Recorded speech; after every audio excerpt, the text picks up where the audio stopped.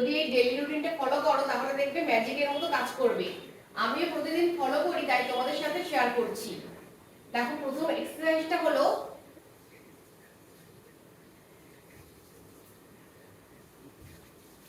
এরকম করে 5টা সেটে 100 বার করবে, আর ভাত খাওয়ার 1 ঘন্টা পর করবে, তার আগে কিন্তু করবে না।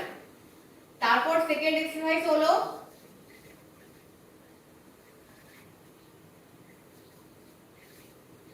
আর থার্ড এক্সারসাইজটা দেখাচ্ছি, সেটা হচ্ছে এক জায়গায় দাঁড়িয়ে